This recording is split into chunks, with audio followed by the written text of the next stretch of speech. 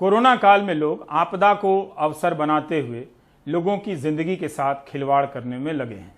महाराष्ट्र में बेहद गंदे तरीके से कोरोना टेस्ट किट बनाने की तस्वीरों के बाद अब मध्य प्रदेश के सतना में इस्तेमाल की हुई पीपीई किट गर्म पानी में धोकर फिर से बाजार में बेचने का मामला सामने आया है। ये पीपीई किट कहाँ है क्या? कोरोना गाइडलाइन के मुताबिक इस्तेमाल किए गए पीपीई किट, ग्लव्स और मास्क को वैज्ञानिक तरीके से नष्ट करने के लिए सतना में बड़खेरा के इस Indo water bio waste disposal plant में भेजा जाता था। लेकिन इस वीडियो से ऐसा पता लगता है कि कर्मचारी पीपीई किट को गर्म पानी से धोकर बाकायदा अलग बंडल बनाकर रख देते थे। इसे नए सिरे से पैक कर बाजार में बेचने के लिए तैयार किए जाने का आरोप है। बड़खेरा गांव है मरपाटन रोड पर, वहां पर प्रदूषण विभाग की एक टीम भेजी गई है। उस टीम को कहा गया है कि जांच करके सभी तकनीकी और वैज्ञानिक पहलुओं को सामने रखते हुए एक जांच प्रतिवेदन प्रस्तुत करें। उन्होंने जांच कर भी ली है, रिपोर्ट बना रहे हैं और कल वो जांच सबमिट कर देंगे। एनडीटीवी को एक खत भी मिला है जो साबित करता है कि पिछले साल भी कंपनी पर ऐसे आरोप लगे थे। पहले ये पता तो लगे कि कौन दोषी है, क्योंकि प्रथम दृष्टया आपको ये तो आया नहीं सामने अभी कि किसने बेचा और किसने खरीदा, तो ये सब तो जांच का विषय है। बड़खेरा के Indo water bio waste disposal plant का संचालन वर्ष 2006-07 से हो रहा है। यहाँ इन दिनों विंध्य क्षेत्र के अलावा लगभग 1 दर्जन जिलों से मेडिकल वेस्ट मंगाकर कथित रूप से डिस्पोज किया जाता है।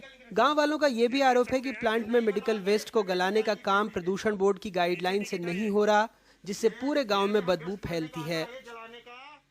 सूत्रों के मुताबिक फैक्ट्री संचालक मेडिकल वेस्ट को पन्ना, सीधी, सिंगरौली, दमोह और भी कई जिलों से मंगवाते थे। इसलिए ये कहा जा रहा है कि शायद इस्तेमाल पीपीई किट को वहीं भेजा गया होगा।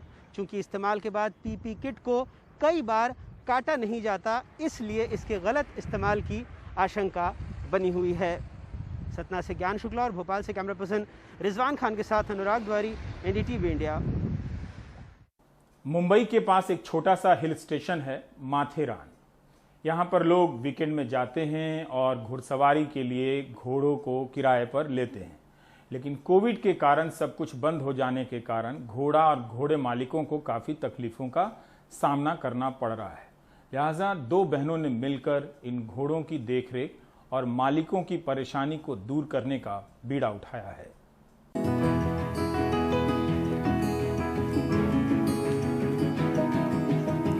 मुंबई शहर से करीब 80 किलोमीटर दूर ये है माथेरान। देश का सबसे छोटा हिल स्टेशन भी कहलाता है। करीब 30,000 जनसंख्या वाले माथेरान की पूरी अर्थव्यवस्था पर्यटन पर निर्भर है।